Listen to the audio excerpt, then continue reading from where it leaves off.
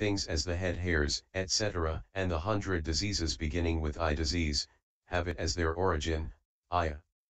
Head hairs, body hairs, these things beginning with head hairs are the 32 aspects. The construction here should be understood in this way: in this body there are head hairs, in this body there are body hairs.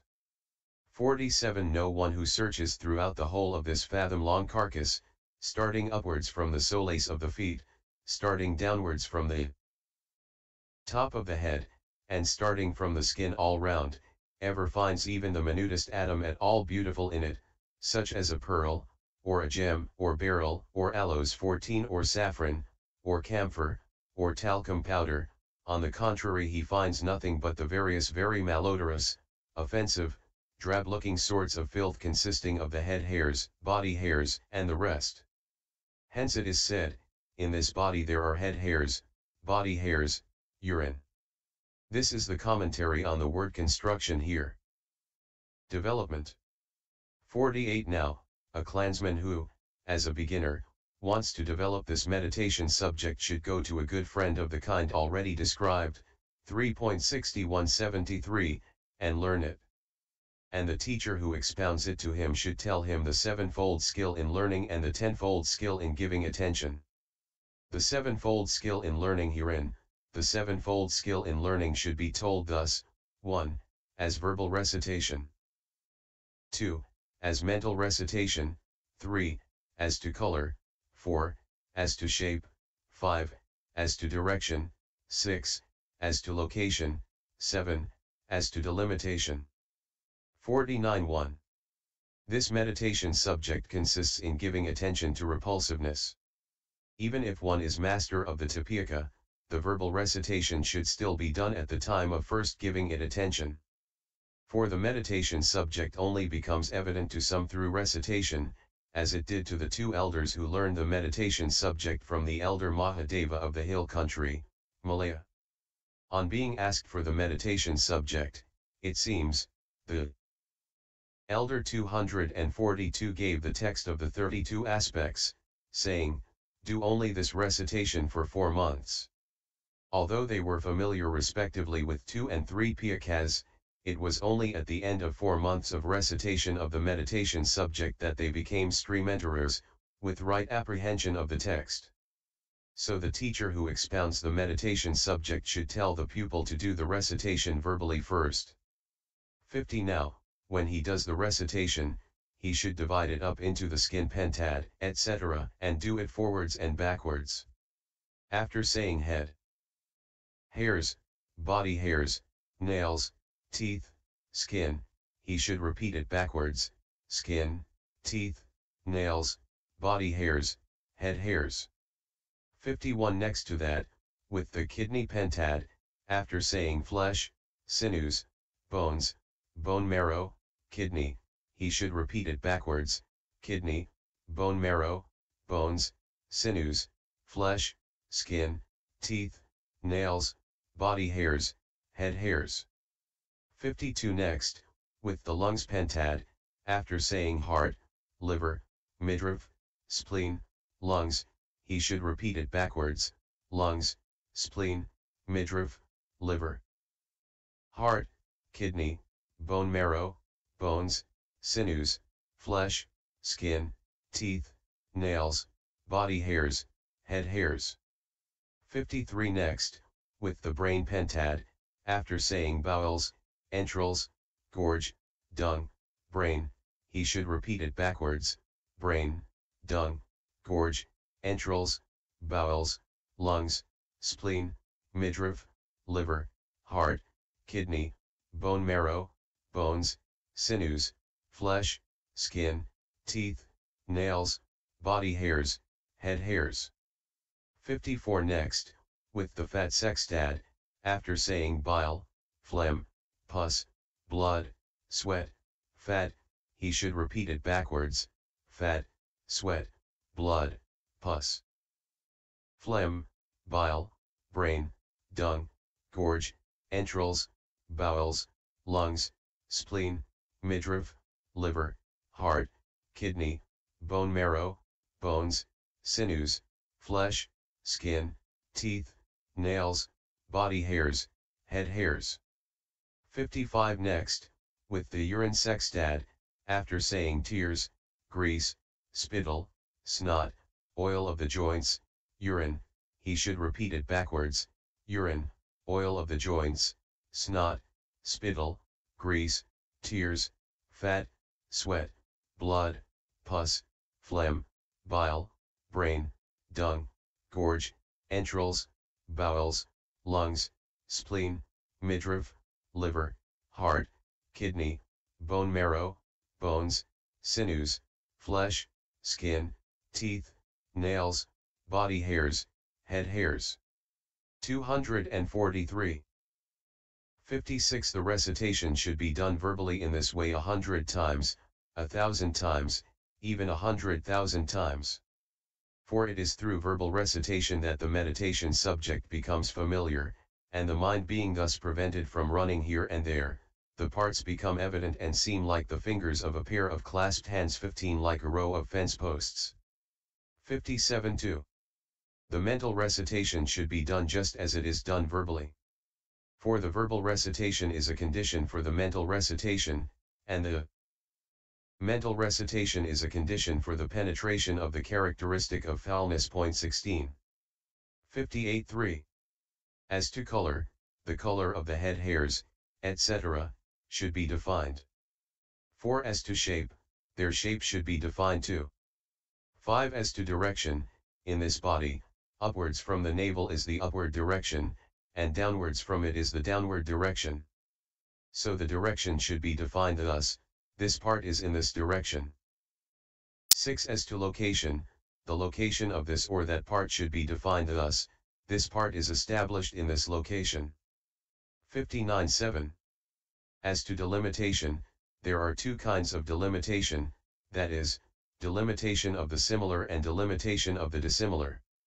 Herein, delimitation of the similar should be understood in this way, this part is delimited above and below and around by this.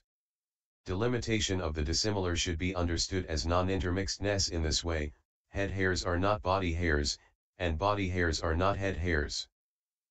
60 When the teacher tells the skill in learning in 7 ways thus, he should do so knowing that in certain suttas this meditation subject is expounded from the point of view of repulsiveness and in certain suttas from the point of view of elements.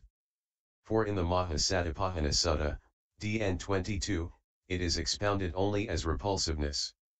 In the Mahahathapadopama Sutta, MN 28, in the Maharahulabheda Sutta, MN 62, and the Dhatuvaibhoga, MN 140, also Vibhite 82, it is expounded as elements. In the Kayagatasati Sutta, MN 119, however, 4 yahanas are expounded. With reference to one to whom it has appeared as a color Kagyo, see 3.107. Herein, it is an insight meditation subject that is expounded as elements and a serenity meditation subject that is expounded as repulsiveness. Consequently, it is only the serenity meditation subject that is relevant here. The tenfold skill in giving attention. 61 Having thus told the sevenfold skill in learning, he should tell the tenfold skill in giving attention as follows: 1. As to following the order. 2. Not too quickly. 3. Not too slowly. 4. As to warding off distraction. 5. As to surmounting the concept. 6. As to successive leaving. 7. As to absorption. 8. 10. As to the 3 suttantas. 62-1. Herein, as to following the order, from the time of beginning the recitation 244 attention should be given following the serial order without skipping. For just as when someone who has no skill climbs a 32-rung ladder using every other step, his body gets exhausted and he falls without completing the climb, so too, one who gives it attention skipping parts becomes exhausted in his mind and does not complete the development since he fails to get the satisfaction that ought to be got with successful development. 63-2.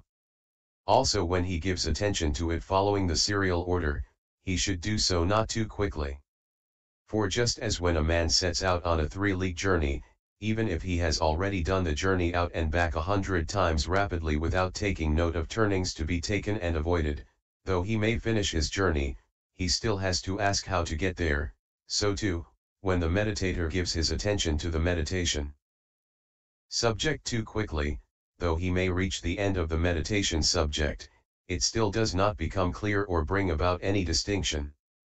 So he should not give his attention to it too quickly. 64.3. And as not too quickly, so also not too slowly. For just as when a man wants to do a 3-league journey in one day, if he loiters on the way among trees, rocks, pools, etc., he does not finish the journey in a day and needs 2 or 3 to complete it, so too, if the meditator gives his attention to the meditation subject too slowly, he does not get to the end and it does not become a condition for distinction. 65.4.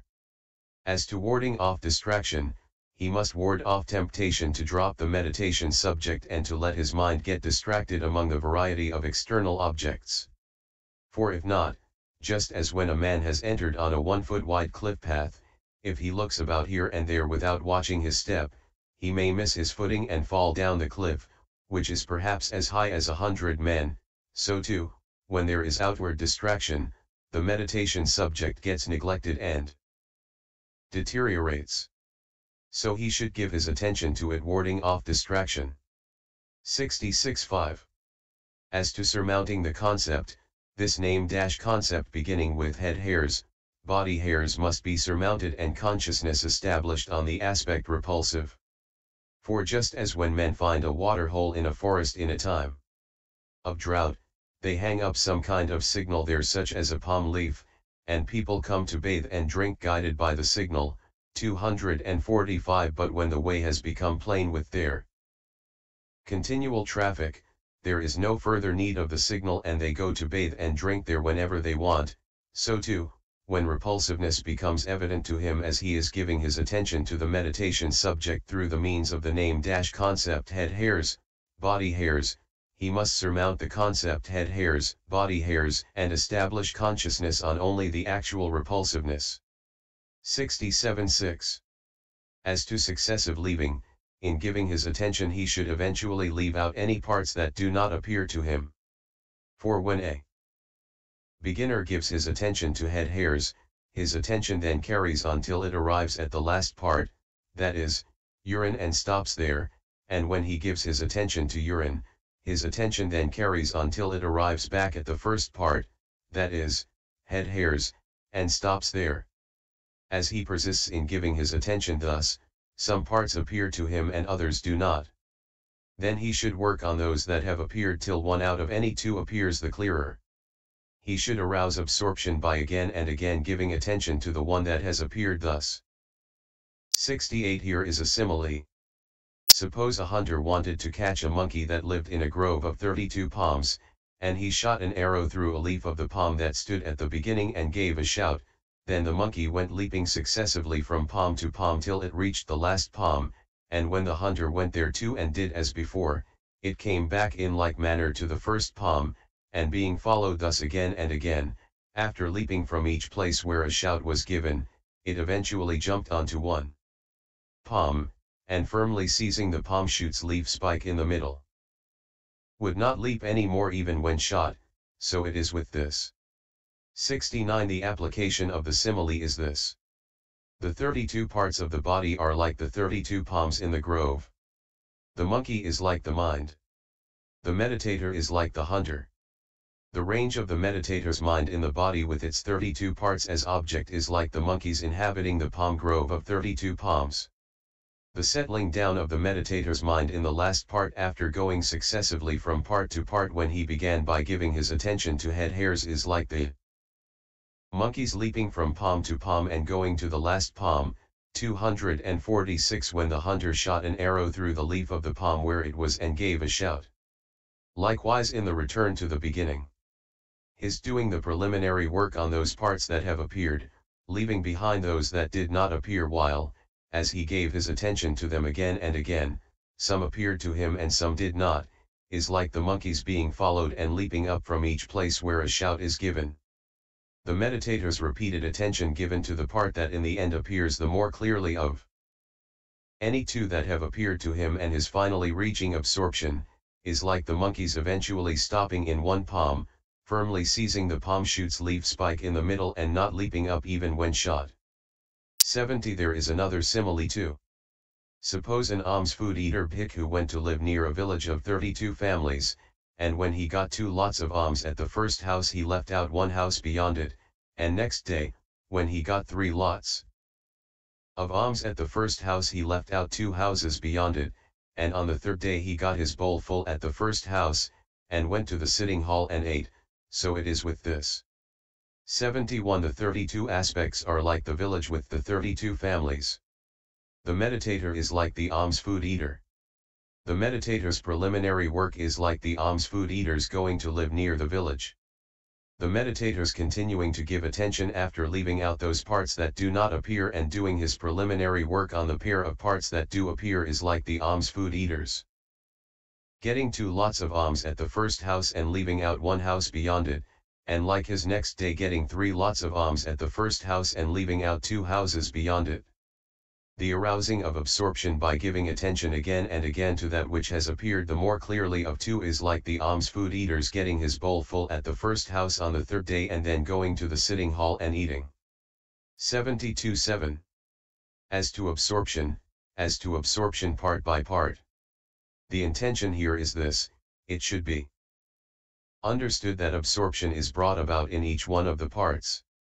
73.8.10. As to the 3 sutantas, the intention here is this: it should be understood that the 3 sutantas, namely, those on higher consciousness, 17 on coolness, and on skill in the enlightenment factors, have as their purpose the linking of energy with concentration. 74.8.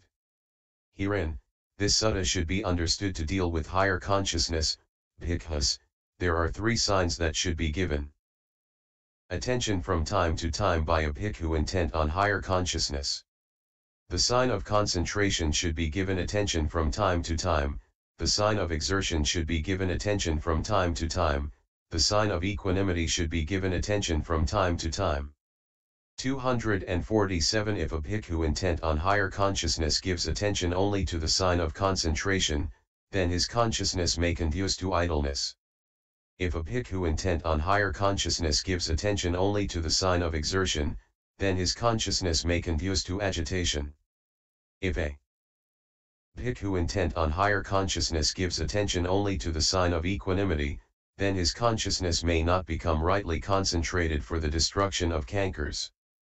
But, bhikkhus, when a bhikkhu intent on higher consciousness gives attention from time to time to the sign of concentration, to the sign of exertion, to the sign of equanimity, then his consciousness becomes malleable, wieldy, and bright, it is not brittle and becomes rightly concentrated for the destruction of cankers. 75. Bhikkhus, just as a skilled goldsmith or goldsmith's apprentice prepares his furnace and heats it up and puts crude gold into it with tongs, and he blows on it from time to time, sprinkles water on it from time to time, and looks on at it from time to time, and if the goldsmith or goldsmith's apprentice only blew on the crude gold, it would burn, and if he only sprinkled water on it, it would cool down, and if he only looked on at it, it would not get rightly refined.